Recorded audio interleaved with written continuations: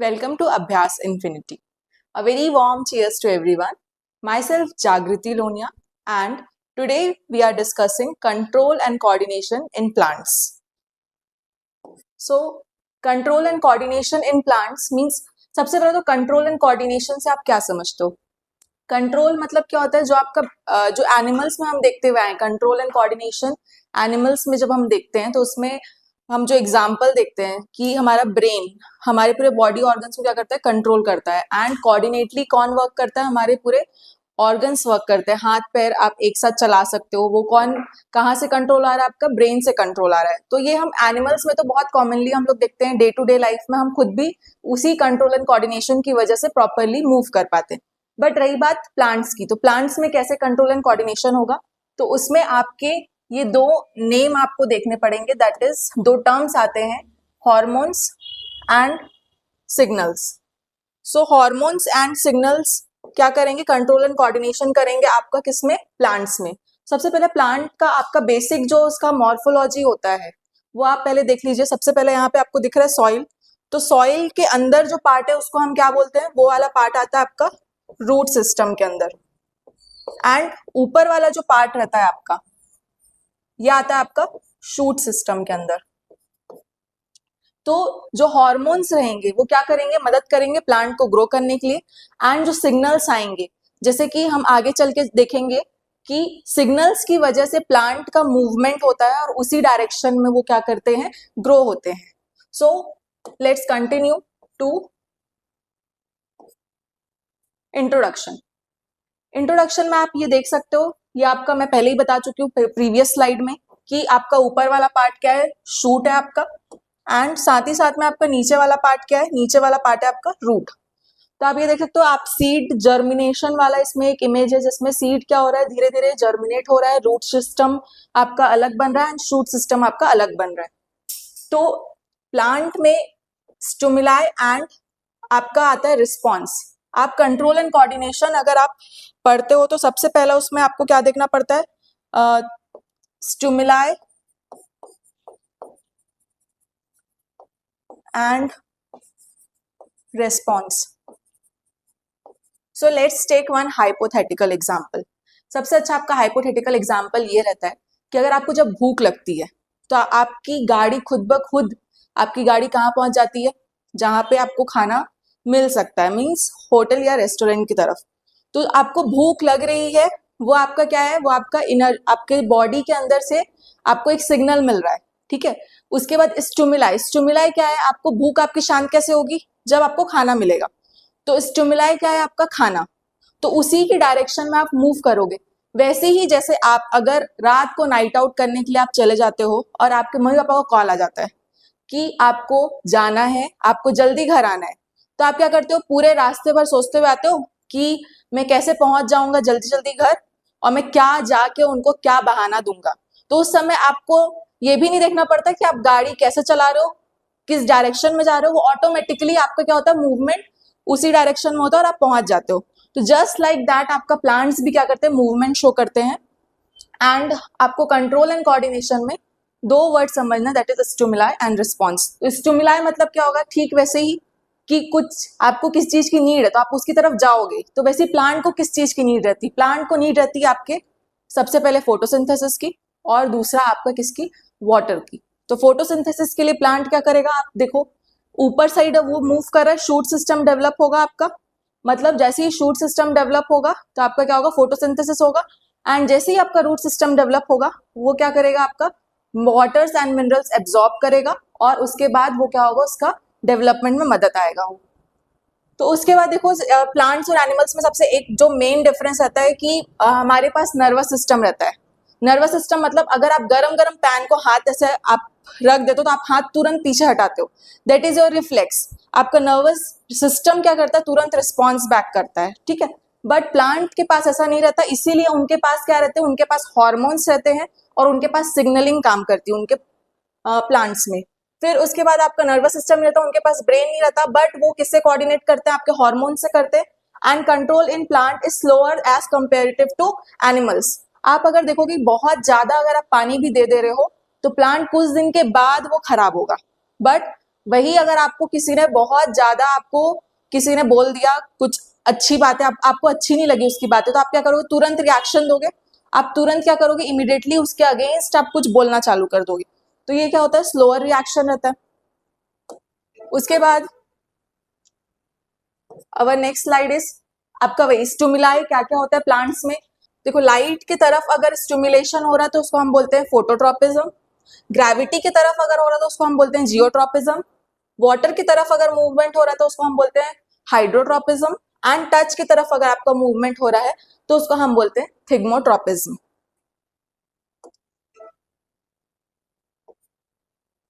देखो, आपके जो मूवमेंट्स रहते हैं, ठीक है, so I am just taking one hypothetical example जो आप सब लोग बहुत अच्छे से रिलेट कर पाओगे। That is everyone has a crush on someone. तो जैसे ही वो आपके पास से आता है तो आप ऑटोमेटिकली ब्लश करने लगते हो। That is your response. और वो जब वहां से निकल रहा था तो दैट इज अ स्टिमुलाई। इससे आपको बहुत अच्छे से क्लियर हो जाएगा ये वाला टॉपिक। तो इसी का मैं हाइपोथेटिकल एग्जांपल देते हुए, जो आपका स्टिमुलाई था, ठीक है, वो आपका यहाँ पे चेंज होता है। प्लांट में दो टाइप का मूवमेंट होता है, that is tropic movement and आपका होता है नेस्टिक मूवमेंट। ठीक है, तो हम पहले देखेंगे ट्रॉपिक मूवमेंट क्या होता है। ट्रॉपिक मूवमेंट जैसे कि अभी मैं एक एग्जांपल डिस्कस की, जिधर साइड से जो इंसान आपके सामने से गुजरेगा उधर साइड अगर वो आपके सामने से जा रहा है, मतलब डायरेक्शन फिक्स है, तो आपका ये कौन सा मूवमेंट है प्लांट्स में, ये आपका डायरेक्शनल मूवमेंट है। जहां पे से स्टिमुलाई गुजरेगा वहां पे आपका रिएक्शन आएगा। सेम आपका प्लांट्स में भी वही केस रहता है। फिर उसके बाद आपका आता है positive tropism and negative tropism. Positive tropism मतलब जिधर साइड से स्टिमुलाई है वहीं पे आपका रिएक्शन उधर ही साइड जाएगा, रिस्पॉन्स जाएगा। नेगेटिव, या तो आप सबसे पहली बात या तो आप ब्लश करोगे या तो फिर आप हाइड करके चुपचाप वहां से चले जाओगे कि आप एम्बैरेसमेंट सिचुएशन ना हो। तो आप जब वहां से जा रहे हो तो वो क्या हो जाएगा, आपका नेगेटिव ट्रोपिज्म हो जाएगा। ठीक है, तो प्लांट्स में क्या है, स्टिमुलाई, अब मैं इससे प्लांट से आपको कोरिलेट करती हूं मैं कि आपका अगर पॉजिटिव, अगर आपका टुवर्ड्स स्टिमुलाई है तो पॉजिटिव, एंड नेगेटिव अगर आपका अवे फ्रॉम द स्टिमुलाई है तो वो नेगेटिव हो जाएगा। उसके बाद आपका आता है, हम ट्रोपिज्म का ही डिस्कस करें, that is first is phototropism. तो आप देख सकते हो कि इसमें एक एक्सपेरिमेंट परफॉर्म किया गया है। ठीक है, इसमें एक्सपेरिमेंट में क्या परफॉर्म किया गया है कि एक बॉक्स के अंदर एक प्लांट को रख दिया गया है। ठीक है, नीचे वाला मैं पहले ही बता चुकी हूँ, नीचे वाला जो पॉट के अंदर उसको हम क्या बोलते हैं, रूट सिस्टम बोलते हैं। एंड ऊपर वाला जो आपके पॉट के ऊपर रहता है जिसमें ग्रीन लीव्स एंड स्टेम्स दिखते हैं उसको हम शूट सिस्टम बोलते हैं। तो हमने क्या किया, कंटेनर के अंदर क्या रख दिया है, प्लांट को रख दिया है और एक साइड होल करके हमने लाइट वहां पे से पास करने दिया है। तो हम क्या देखते हैं कि जो शूट है आपका वो किधर साइड बेंड हो रहा है, वो बेंड हो रहा है आपका लाइट की तरफ। तो इस टाइप के मूवमेंट को ही हम क्या बोलते हैं, फोटोट्रोपिज्म। मतलब जहां से लाइट आएगा वहां से क्या होगा, मूवमेंट होगा किसका, शूट का टुवर्ड्स द लाइट। अब देखो शूट कहाँ जा रहा है, पॉजिटिव की तरफ जा रहा है। पॉजिटिव इसलिए उसको हम क्या बोलेंगे, फोटोट्रोपिज्म बोलेंगे। मतलब जहां से लाइट आ रहा है उधर साइड क्या हो रहा है, शूट आपका मूव हो रहा है। एंड रूट, इसी में ही अगर आप देख रहे हो तो आपका जो रूट है, रूट आपका क्या हो रहा है, नेगेटिव डायरेक्शन में जा रहा है। तो ऊपर वाला आपका पॉजिटिव रहेगा एंड नीचे वाला आपका क्या रहेगा, नेगेटिव रहेगा।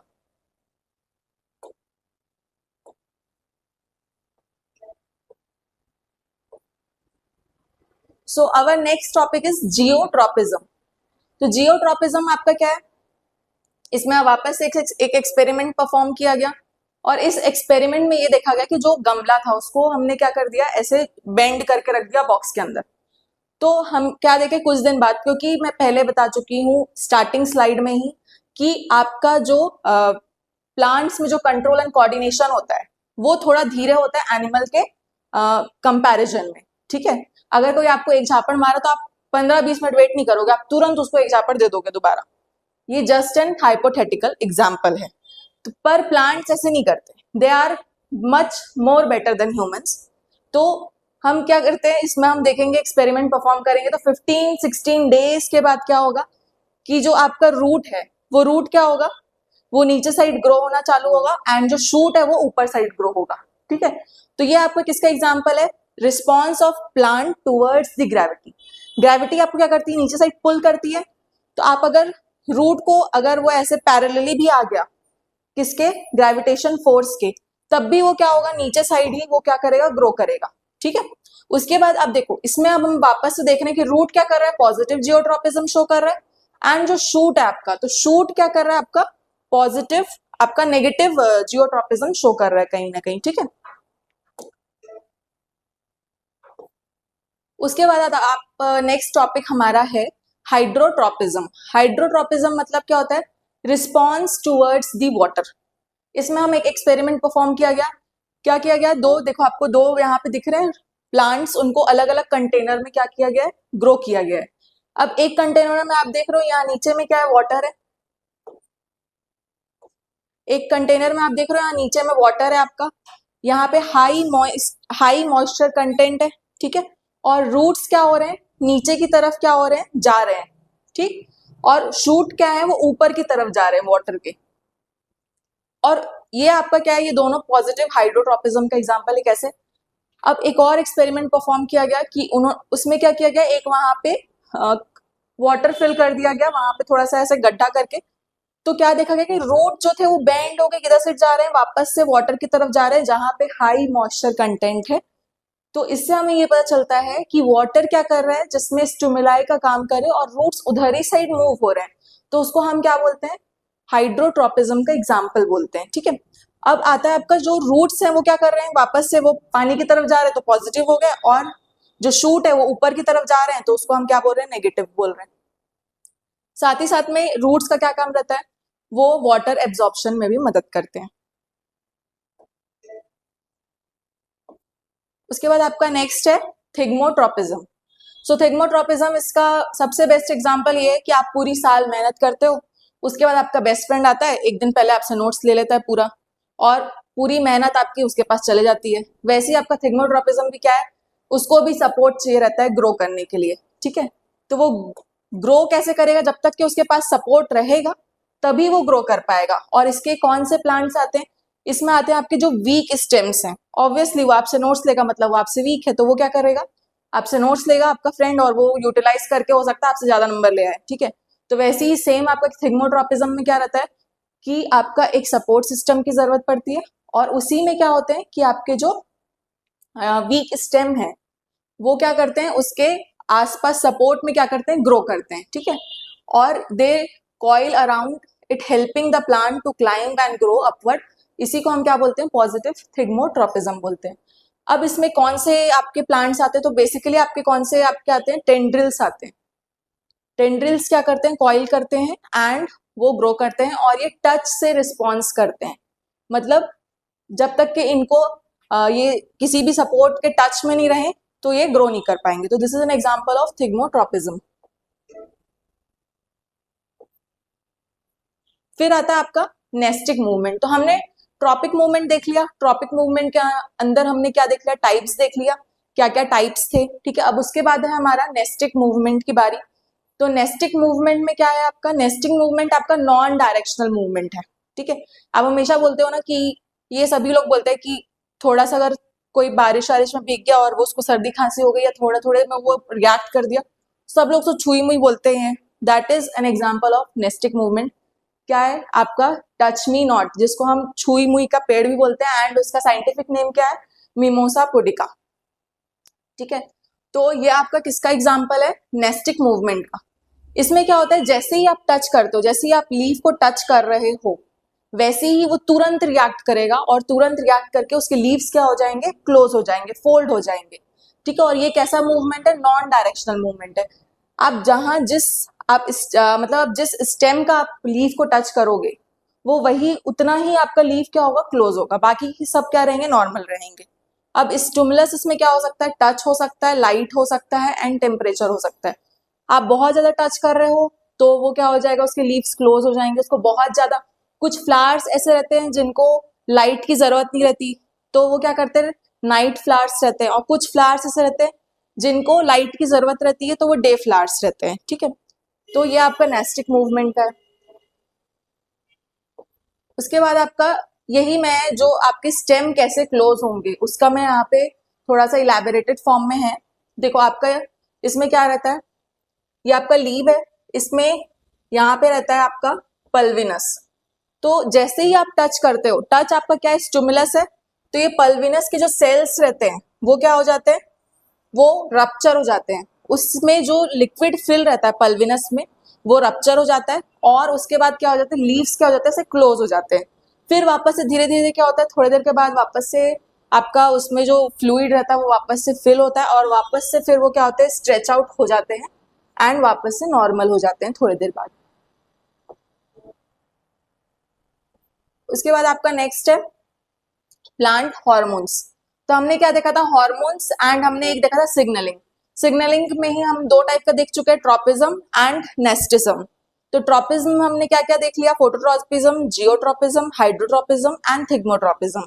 उसके बाद हम देख रहे हैं प्लांट्स हॉर्मोन्स। ठीक है, तो प्लांट हॉर्मोन्स आपके क्या क्या है, बेसिकली आपके चार हॉर्मोन्स है जो आपको सबसे ज्यादा पढ़ना है, that is oxygen, gibberellin, cytokinin and abscisic acid.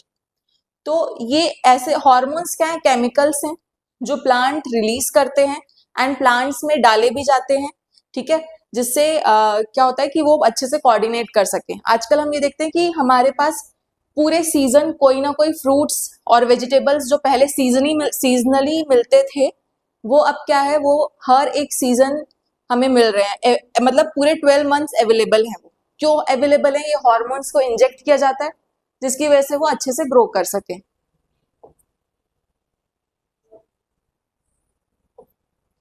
उसके बाद आपका आता है सबसे पहले ऑक्सीन। तो ऑक्सीन क्या है आपका, किसका, ऑक्सीन का काम क्या रहेगा, सेल का इलोंगेशन, मतलब सेल को लंबा, cell elongation, phototropism and root initiation. Cell elongation का मतलब क्या रहेगा, सेल को मल्टीप्लाई कर करके उसका नंबर बढ़ाना ताकि क्या हो सके, प्लांट ग्रो कर सके। तो इसका एक एक्सपेरिमेंट परफॉर्म किया गया जो था, हम पहले फोटोट्रोपिज्म देख ही चुके हैं। ठीक है, तो फोटोट्रोपिज्म में क्या था कि जहां से लाइट आ रही थी उधर साइड क्या हो रहा था, प्लांट का जो ऊपर वाला पार्ट है, अपाइकल पार्ट है, ऊपर वाले पार्ट को क्या बोलते हैं, टॉपमोस्ट पार्ट को अपन क्या बोलते हैं, अपाइकल पार्ट बोलते हैं।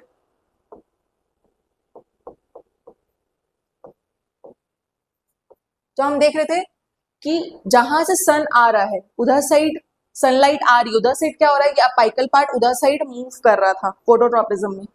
तो ऑक्सीन मॉलिक्यूल्स करते क्या, आप नीचे का ये डायग्राम देख सकते हो।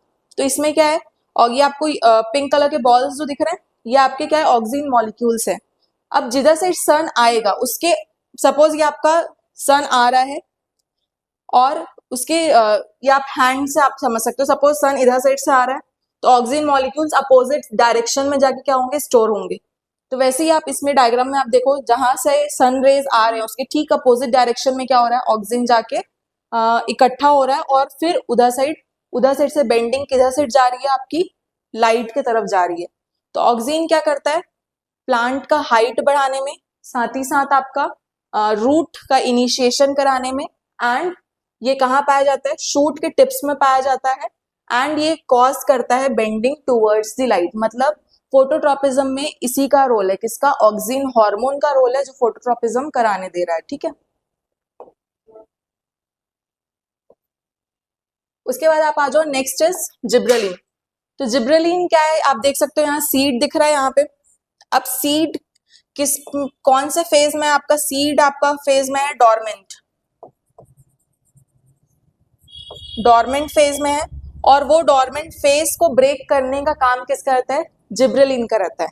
जिब्रेलिन क्या कराएगा, उसमें वो रूट्स लेके आएगा। जैसे आप घर में सभी लोग को जो स्प्राउट है सभी खाए होंगे, तो स्प्राउट को हम क्या करते हैं, पहले हम चना को ऐसे पानी में भिगा के रखते हैं, फिर कुछ दिन बाद उसमें क्या आने लगता है, उसके रूट्स आने लगते हैं, छोटे छोटे आपके जो स्प्राउट होने लगता है। तो वो स्प्राउट क्या होता है, ब्रेक हो रहा है, आपका डोरमेंसी ब्रेक हो रहा है। तो डोरमेंसी ब्रेक जो प्लांट्स में होता है वो किस में होता है, किसकी वजह से होता है, जिब्रेलिन की वजह से होता है। एंड वो आगे चल के हाइपोकोटाइल एंड रूट हेयर में क्या हो जाता है, कन्वर्ट हो जाता है। तो हाइपोकोटाइल आपका आगे चल के क्या हो जाएगा, शूट वाला पोर्शन ले लेगा, एंड रूट हेयर्स आपको क्या कर लेगा, नीचे जाके रूट सिस्टम का पार्ट हो जाएगा। ठीक है, तो उसके बाद आपका इसका फंक्शन क्या है कि ये स्टिमुलेट करते स्टेम इलोंगेशन को, एंड साथ ही साथ में सीड जर्मिनेशन को। तो सीड जर्मिनेशन में पहले एग्जांपल आपको दे ही चुकी हूँ कि डोरमेंसी ब्रेक करना, दैट इज सीड जर्मिनेशन का पार्ट है, एंड ये फ्रूट ग्रोथ में भी मदद करते हैं, साथ ही साथ में ये ब्रेक करते सीड की डोरमेंसी को। उसके बाद आपका आता है नेक्स्ट इज साइटोकाइनिन।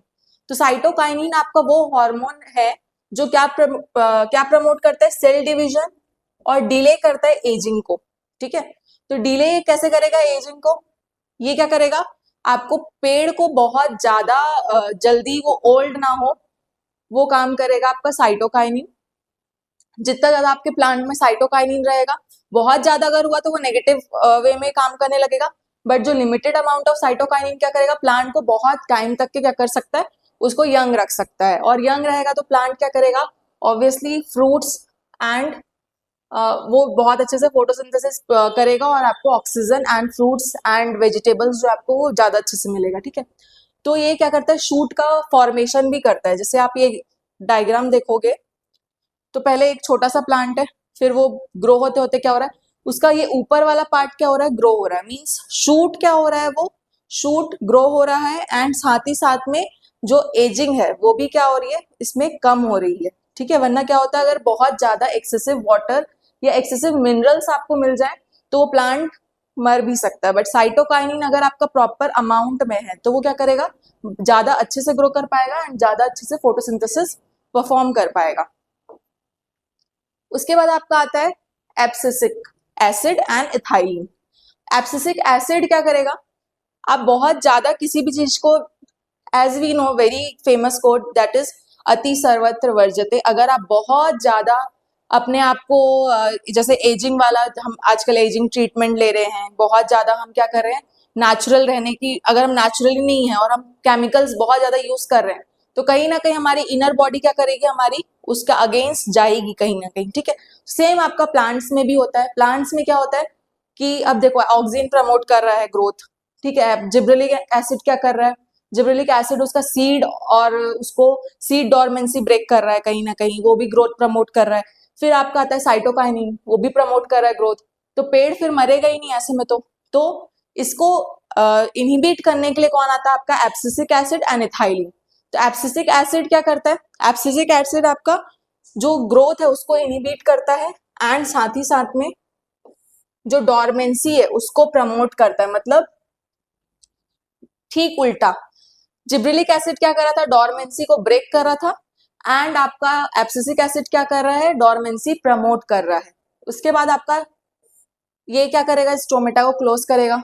फिर साथ ही साथ में ये वाटर स्ट्रेस वाले कंडीशन में क्या करेगा, अगर स्टोमेटा क्लोज हो गया तो वाटर का आपका प्लांट में क्या हो जाएगा, वाटर का कमी होगा एंड कहीं ना कहीं स्ट्रेस प्रोड्यूस होगा। तब क्या करेंगे, जो आपके प्लांट्स हैं वो ग्रीन से कौन से फेज में आ जाएंगे, शेडिंग फेज में आ जाएंगे, और वो येलो धीरे धीरे डार्क ग्रीन कलर आपका किस में हो जाएगा, लाइट ग्रीन में, लाइट ग्रीन में येलो होके, और फिर वो सेपरेट आउट हो जाएंगे। तो जो पुराने लीव्स हैं, ठीक है, वो कैसे सेपरेट आउट होंगे, आपके एब्सिसिक एसिड से। जैसे कि आप एक बार हो गया आपका किसी के साथ झगड़ा तो आप उसके पास वापस नहीं जाते हो, वैसे ठीक इसी तरीके से आपका क्या रहेगा, एब्सिसिक एसिड रहेगा, जो पुराने हो गए उसको हटाते जाएगा एंड न्यू वालों को क्या करते जाएगा, चांस देते जाएगा, ताकि वो और अच्छे से फोटोसिंथेसिस एंड अपना पूरा मेटाबॉलिज्म, प्लांट मेटाबॉलिज्म वो लोग आगे कंटिन्यू कर सके। सो अब तक के क्लास के लिए इतना ही। हमने control and coordination in plants देख चुके हैं हम। अब हमारा नेक्स्ट टॉपिक रहेगा control and coordination in animals. और आपको अगर नोट्स चाहिए so stay tuned. So we will provide you a Telegram link, आप उसमें ज्वाइन कर सकते हैं एंड वहां पे आपको नोट्स मिल जाएंगे। Till that stay tune and let's catch up again on our next lecture.